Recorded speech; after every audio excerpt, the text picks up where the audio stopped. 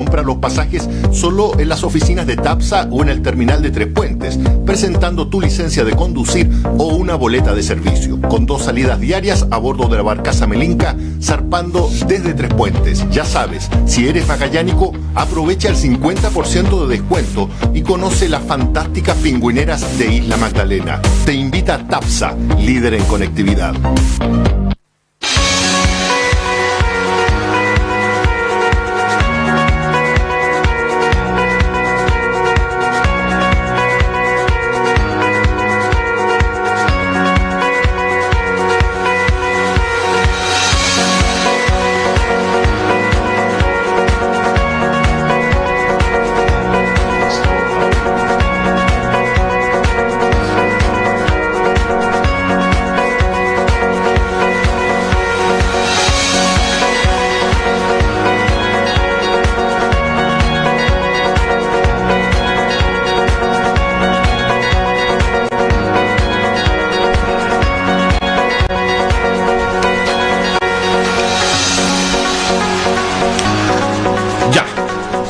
De la mañana con 38 minutos. Mi querido Rodolfo Saldivia está de regreso. Partimos los lunes con este café político. ¿Cómo estás, Rodolfo? Buenos días, bienvenido. Buenos días, Mauricio, muchas gracias. ¿Todo bien? ¿Todo bien? Sí. Histórico 2020 se nos viene por delante. Se viene un año bastante eleccionario, hartas elecciones por medio y va a estar bien agitado en términos políticos.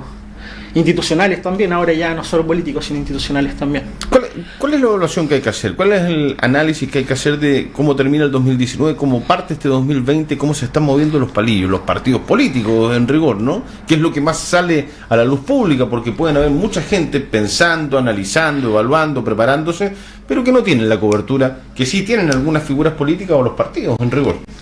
Claro. Bueno, respecto a lo que pasó el año pasado y lo que va a curso de este año, lo primero que hay que decir, bueno, es el tema del hecho clave este año, que va a ser el plebiscito y la nueva constitución. Eventualmente aprobarse el plebiscito.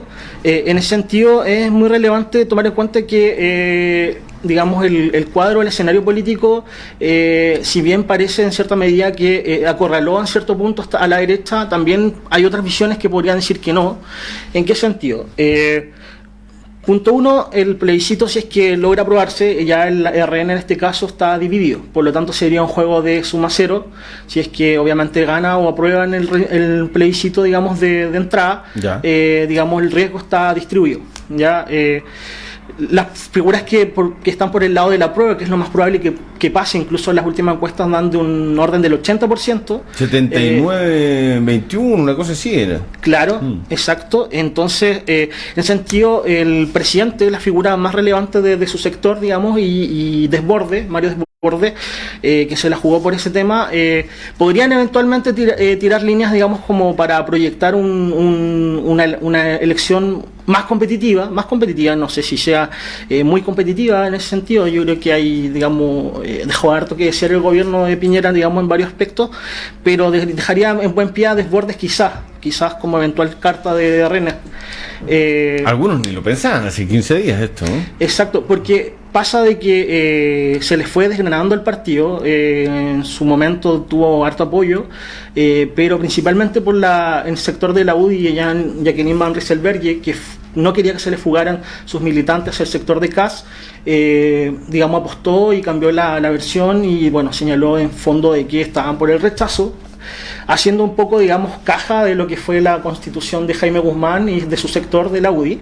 Y en esa pasada, digamos, el vaso comunicante de la UDI con RN es Andrés Alamán, que es su esposo de Marcela Cubillos. Por lo tanto, ahí lo que ocurrió fue una articulación de la derecha más económica y fáctica, con respecto a rechazar este proceso constituyente del presidente Piñera.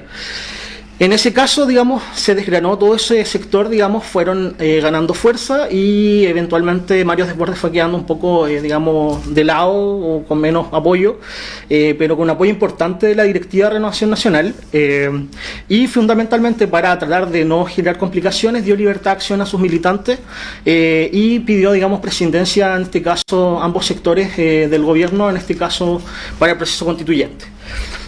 Por lo tanto, ahí hay un tema, digamos, que aún no está resuelto respecto a todo lo que pase este año, para ya pensando en las elecciones presidenciales que se vienen ya el próximo año. Ya pasando al tema, digamos, de lo que puede ocurrir, lo más probable es que yo me la juego, va a ganar el apruebo, digamos. Ya. ¿Tú dices por amplio margen o, como dice la gente del rechazo, ellos van creciendo en su campaña y podrían aspirar o obtener un buen resultado con el rechazo? Un buen resultado, estoy hablando sobre el 35%, 40%.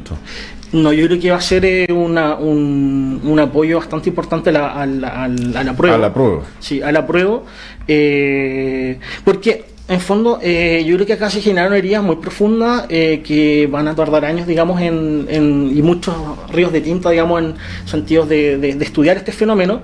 Pero hay una profunda, digamos, no solo crisis de confianza ya, sino que incluso de hecho rabia dentro de ciertos sectores sociales por un tema de que el gobierno no escuchó nunca a las personas, o hasta el momento no han tenido un plan, una salida, digamos, en que hayan salido jugando, digamos, desde la defensa hacia líneas más ofensivas.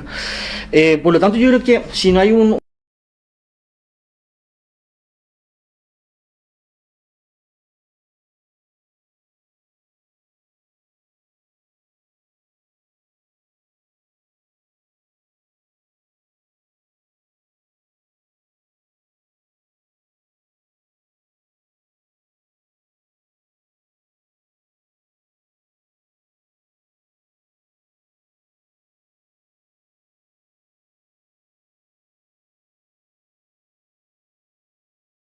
funcionales. Por lo tanto, igual hay una caricatura o digamos, bastante que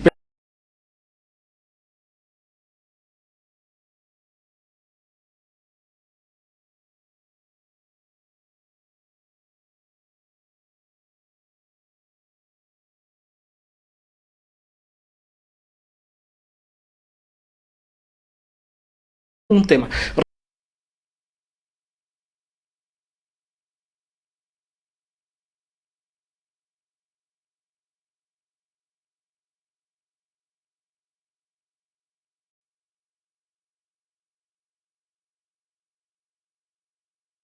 Respecto a lo mismo, el tema de la violencia, que ha sido una situación que se ha tomado, digamos, en la agenda para efectos de que vaya ganando terreno el rechazo, podemos señalar varias cosas. En particular, la mentira del orden público, la historia constitucional de Chile, en particular, se ha formado principalmente por constituciones que no han sido dictadas, digamos, por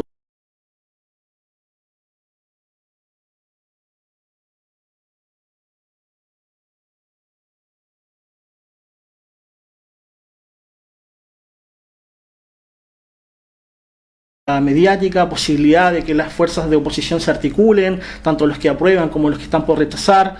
En el caso de la constitución anterior, no teníamos casos de detenidos desaparecidos, teníamos casos de detenidos desaparecidos aún, digamos, presiones digamos, a los sectores que trataban de forzar, digamos, el rechazo a la constitución de Pinochet.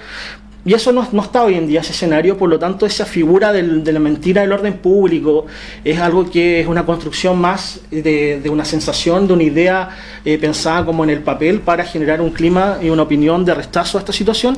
Rodolfo, pero el orden público no ha existido tampoco, porque hay hechos de violencia. Se ha instaurado de que todos los viernes queda la escoba, por lo menos acá en el centro de Punta Arenas, ¿no?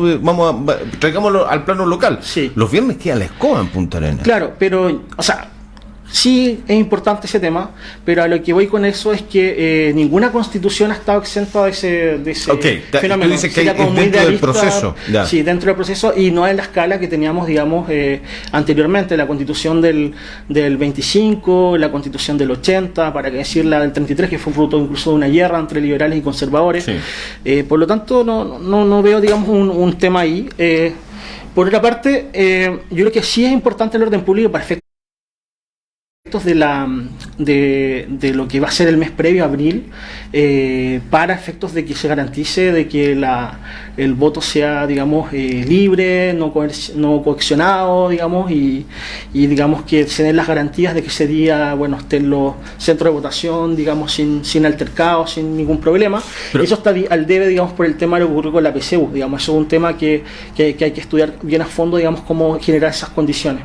Pero si analizamos el clima, por ejemplo, ya poniendo el caso de Magallanes, los viernes son quizás problemáticos, no se ven tantos fenómenos de lunes a jueves, por ejemplo, o lo que fue en octubre, digamos. Lo que pasó ayer en Viña, se incendiaron, no sé, 15 autos. Sí.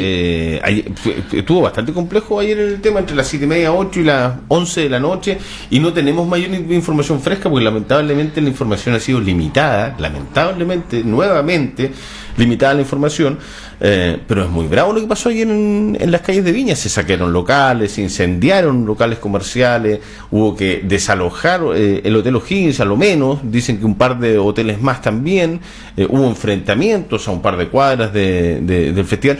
Para entrar está todo enrejado, es muy raro todo. Sí, es un tema a considerar, pero poniéndolo como en el contexto, no debiese afectar, el proceso cuando lleguemos al plebiscito. Claro, o sea, evidentemente hay temas bastante complejos, digamos, en materia de orden público, pero no es algo que digamos que afecte, digamos, un proceso constituyente en general, como para ponerlo como argumento de que a raíz de eso no se puede, digamos, tratar de transformar o crear una nueva constitución. Okay. Y de hecho, si fuese así, sería un fracaso total desde el gobierno y también, bueno, de todos los sectores en cierta medida. Hay algunos, sobre todo en el sector más ligado a algunos grupos de derecha, dicen este proceso ya es legitimado porque no hay orden público, porque hay hechos de violencia, porque la gente tiene miedo, porque va a ir a votar con miedo, entonces mejor votar a prueba porque si no esto puede ser peor.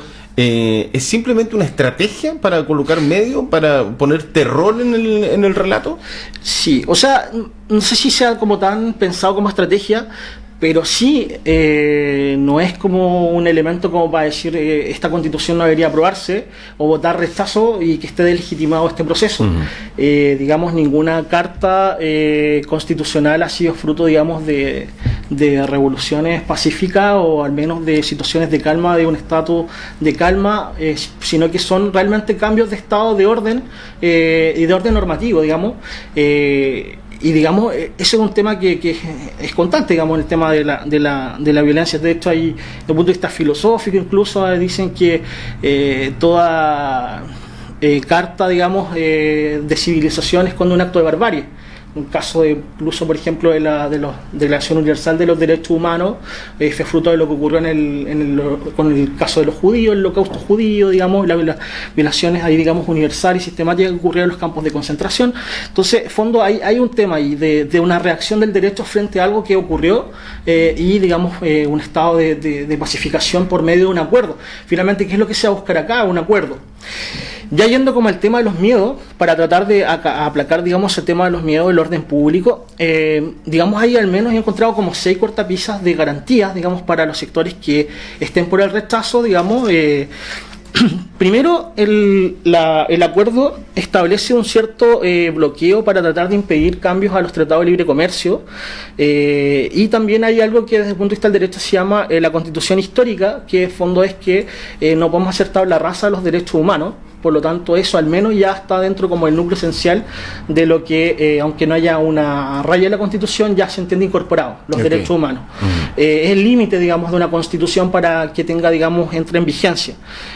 Bueno, los tratados, como insisto, tratados de libre comercio y acuerdos económicos, eso están fuera, digamos, de lo acordado digamos, en la ley la pueden revisar. Esa es como la segunda barrera. La tercera, bueno, es el plazo, son 9 meses más 3 meses en caso de que haya una prórroga, máximo un año. Ya. Por lo tanto, ahí también hay un punto de que no es un tema que eternice esta discusión, porque desde el punto de vista económico uno entiende también que hay que dar seguridad y certeza jurídica también dentro de lo posible en este proceso constituyente, para efectos de dar señales al mercado y no la economía no se nos desmande. Uno de los pilares respecto de decir por qué no se quiere quiere un proceso constituyente por parte, vuelvo a insistir, de un sector que está por el rechazo, porque dice vamos a estar en el aire, en ascuas, sin incertidumbre durante 2 años. Yo respecto a eso podría decir lo siguiente, lo pueden buscar incluso para no quedar, digamos, mal en Google. Cuando fue electo Sebastián Piñera, previo en la campaña entre Guillé y Piñera, decían que la bolsa iba a caer si ganaba Guillé a 4.550 puntos. A 4.200 y tantos puntos, y resulta que si salía Piñera íbamos a llegar a los 6.000, 6.100 en 2 años. Eso es las noticias del 2017. Hoy día la bolsa está en 4.650. O sea, está peor que cuando lo que anunciaba en la campaña de Piñera. Y no llega a los 6.000 y tanto que pronosticaron empresas como Citigroup, Banco de Chile, todas las predicciones. Las predicciones económicas se van ajustando y van modificando su escenario, y yo tengo bastante confianza, digamos, en temas de cálculo. Finalmente la economía es una disciplina.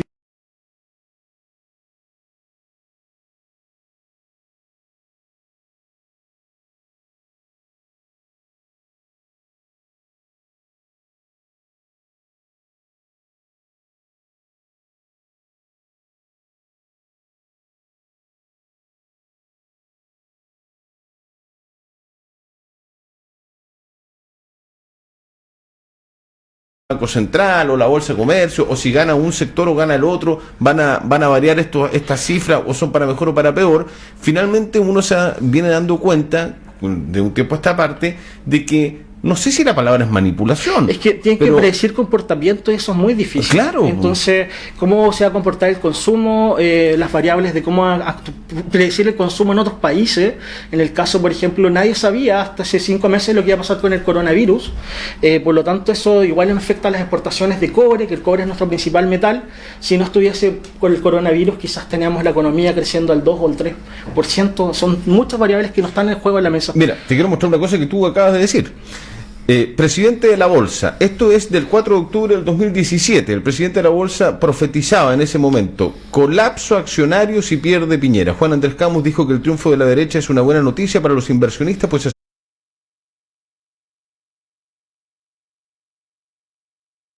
asegura un mercado boyante. Es un acto de intervención inaceptable, reaccionó en cooperativa el exministro Jorge Burgos. Se reinicia la conocida campaña del terror, dijeron desde el comando de Guillete. Ahí habían respuestas, ¿no? Sí. Obviamente el que hacer frente a una declaración de un tipo tan importante en términos económicos como el presidente de la Bolsa de Comercio, ¿no? Así es. Que decía que se iba a colapsar y se caía al mundo. Yo me acuerdo claramente, hablaban de la cifra de 6.000 puntos en la bolsa a los 2 años del gobierno de Piñera, y no estamos muy lejos de llegar a los 6.000 puntos en el IPSA. Y así, bueno, podría estar, explicando,